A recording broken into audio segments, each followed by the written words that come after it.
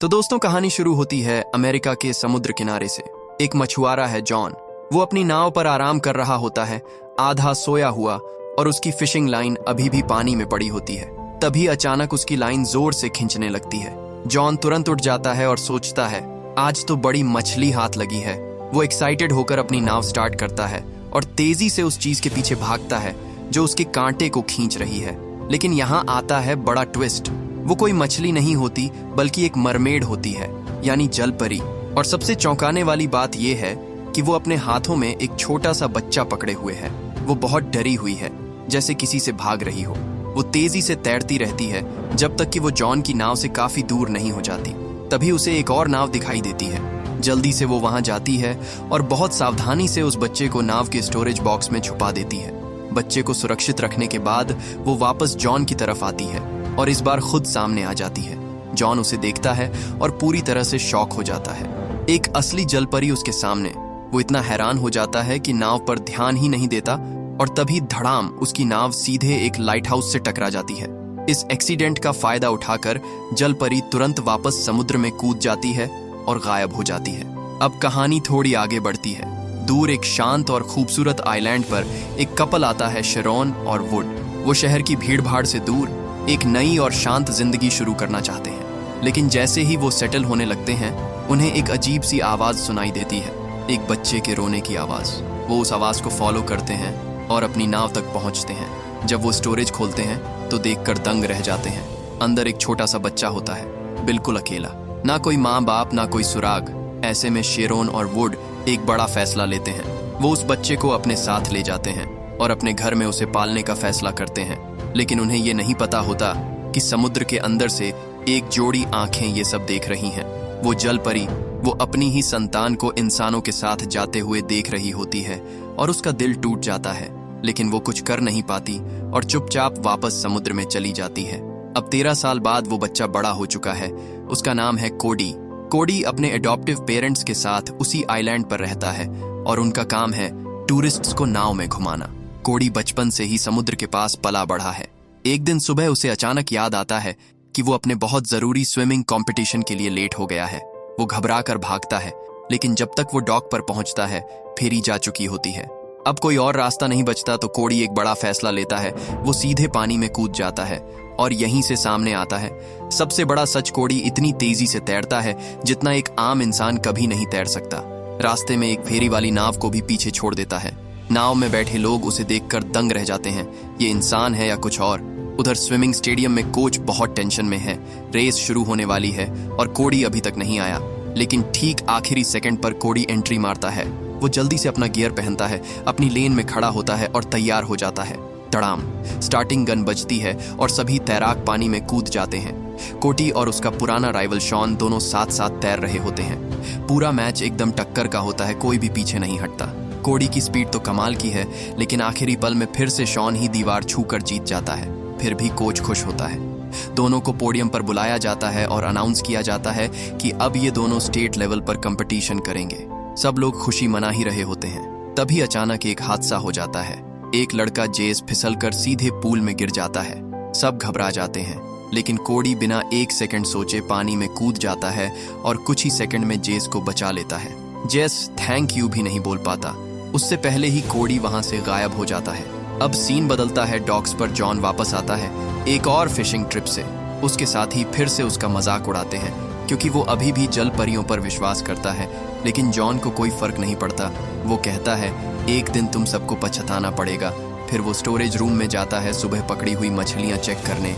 उधर स्कूल में कोडी को सब उसकी परफॉर्मेंस के लिए बधाई दे रहे होते हैं, लेकिन उसकी खुशी ज्यादा देर नहीं टिकती। जब वो अपना रिजल्ट देखता है तो पता चलता है कि एक सब्जेक्ट में उसके बहुत खराब नंबर आए हैं। तभी टीचर एक नया प्रोजेक्ट अनाउंस करती हैं, सी लाइफ, समुद्री जीवन पर। सबको जोड़ी में काम करना होगा और जोड़ी रैंडम होगी। और यहीं आता है नया ट्विस्ट। कोडी की जोड़ी बनती है जेस के साथ, वही जेस जिसे उसने पूल में बचाया था। जेस माहौल को हल्का करने की कोशिश करता है। वो कहता है कि उसे समुद्री जीवों के बारे में काफी कुछ पता है, तो प्रोजेक्ट आसान रहेगा। कोडी बस मुस्कुरा देता है और कहता है, देख लेंगे। फिर कोडी एक और बात बताता है, उसका बर्थडे आने वाला है। वो हिम्मत करके जेस को अपने बर्थडे पार्टी में इनवाइट करता है। शायद यहीं से उनकी दोस्ती शुरू हो जाए। अगले दिन कोडी अपने घर के पीछे बर्थडे पार्टी रखता है। दोस्त आते हैं, मस्ती चल रही होती है, सब हंस रहे होते हैं। थोड़ी देर बाद जेस भी आता है और वो बहुत खुश होता है। वो बताता है कि ये उसकी लाइफ की पहली बर्थडे पार्टी है जिसमें उसे बुलाया गया है। लेकिन ये खुशी ज्यादा देर नहीं टिकती। तभी शॉन वहां आ जाता है और आते ही जेस को चिढ़ाना शुरू कर देता है। वो जेस को सबके सामने बुलाता है और उसे चैलेंज करता है कि वो भी सबके साथ स्विमिंग करे।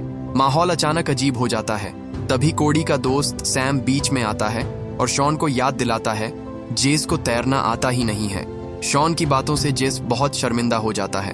वो चुपचाप वहां से निकल जाता है और जाते जाते कोडी की माँ को एक गिफ्ट दे देता है। कहता है ये कोडी को दे देना।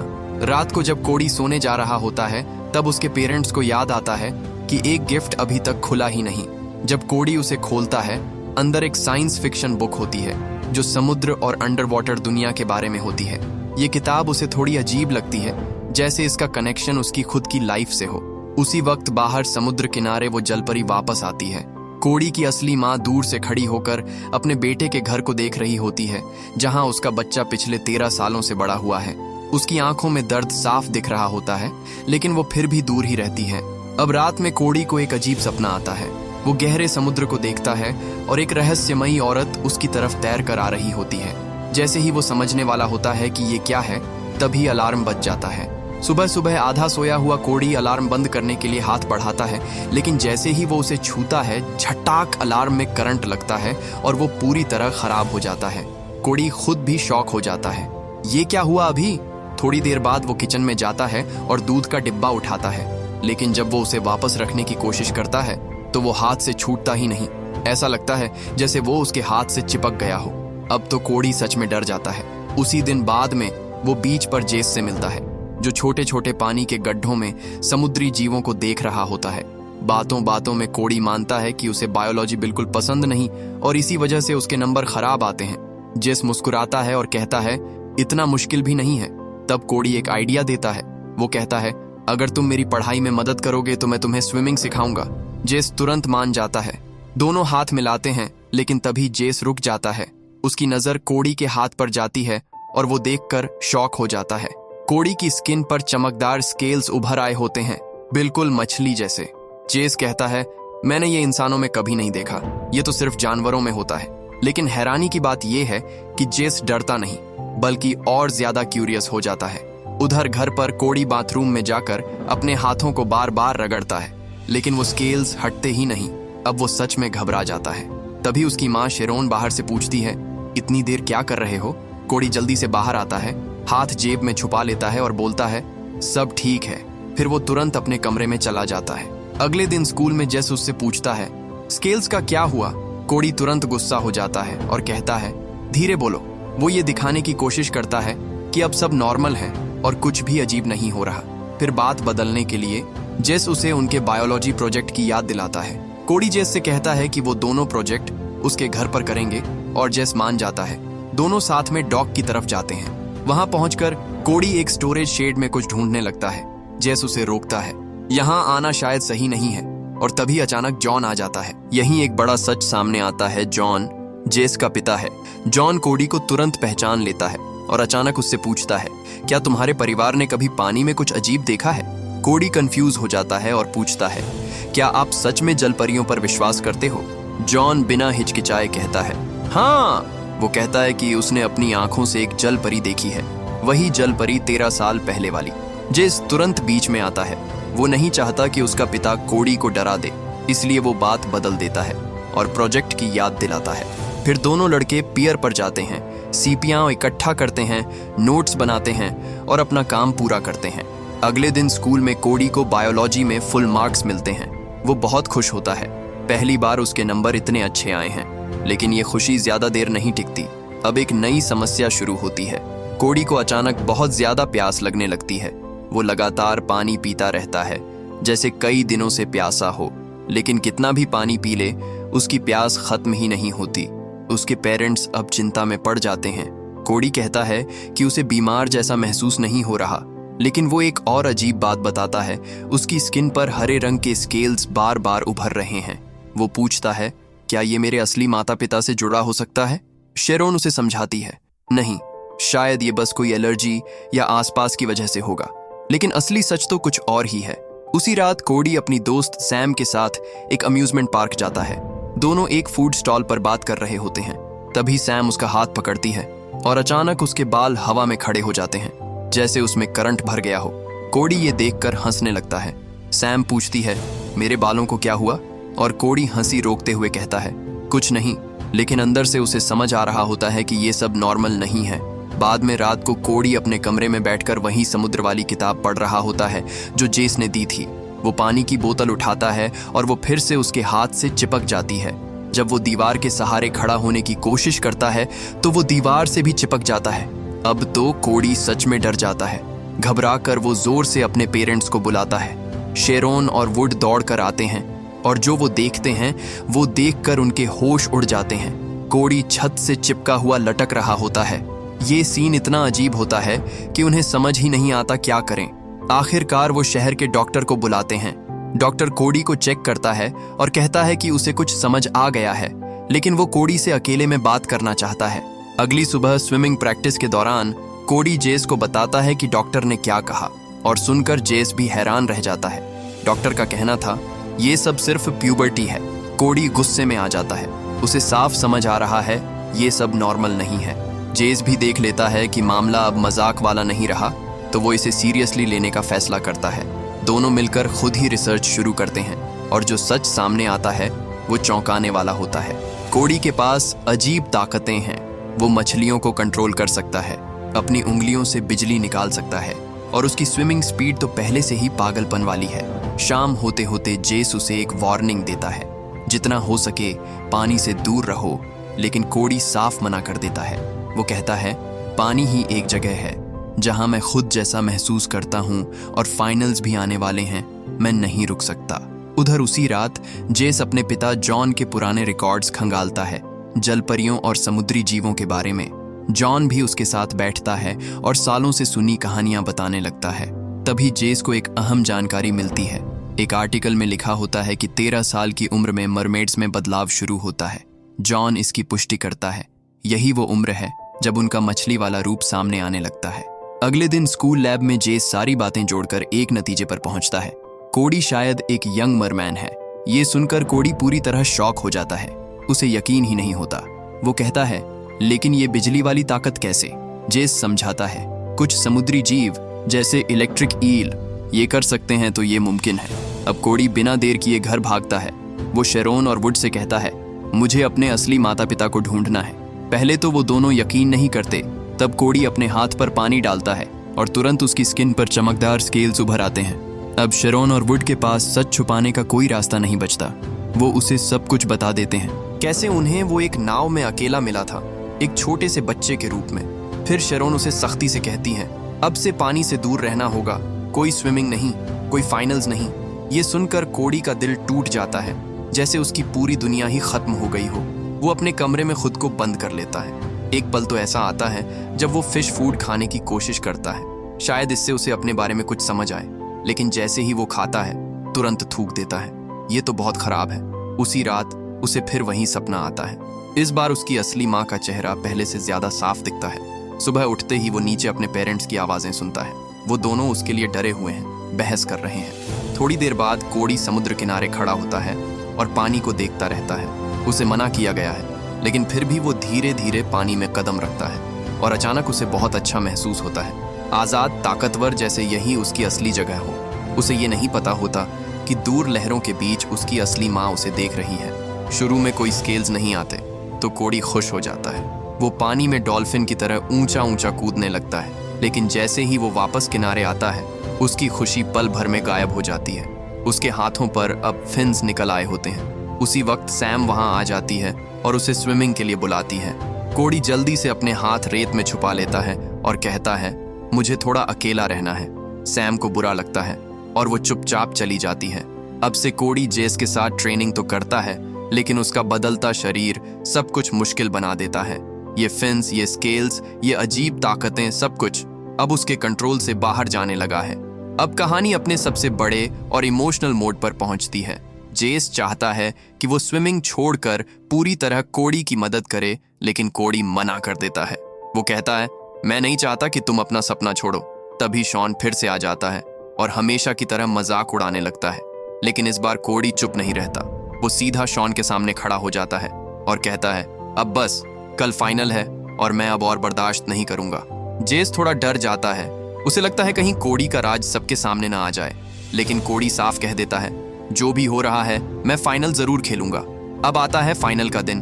कोच सबको मोटिवेट करता है, लेकिन तभी उसे पता चलता है कोडी वहां है ही नहीं। सैम बताती है कि वो उससे संपर्क भी नहीं कर पा रही। उधर घर पर कोडी दिखाता है कि उसने मान लिया है कि वो नहीं खेलेगा। लेकिन जैसे ही उसके पेरेंट्स बाहर जाते हैं, वो खिड़की से कूदकर सीधा स्टेडियम की तरफ भागता है। जेस उसे देखकर घबरा जाता है। वो कहता है, पानी में मत जाओ, लेकिन कोडी नहीं मानता। वो अपनी लेन में जाता है और रेस शुरू होती है। कोडी और शॉन दोनों जोरदार शुरुआत करते हैं। भीड़ पागल हो जाती है। धीरे धीरे कोडी आगे निकल जाता है और फिर कोडी जीत जाता है। वो स्टेट रिकॉर्ड तोड़ देता है। पूरा स्टेडियम खुशी से गूंज उठता है।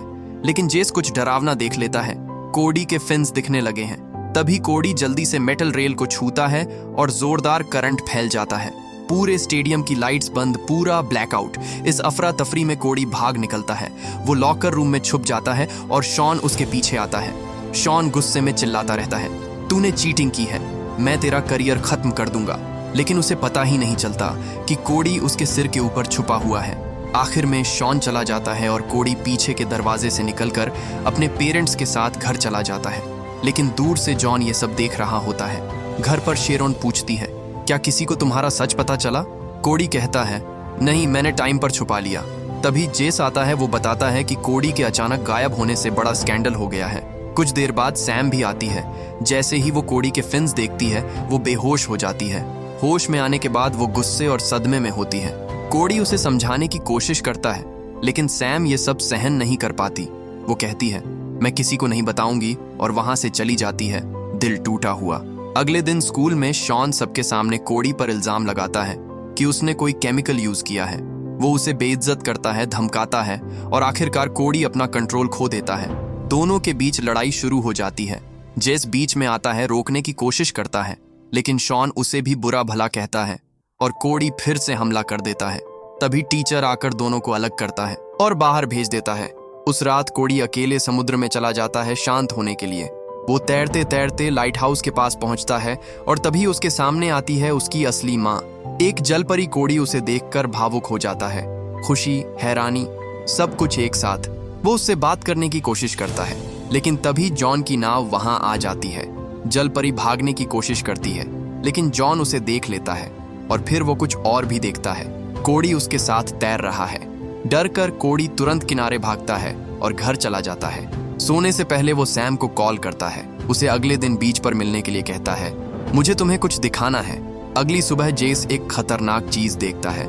उसका पिता बड़े बड़े ट्रैप तैयार कर रहा है जल परियों को पकड़ने के लिए।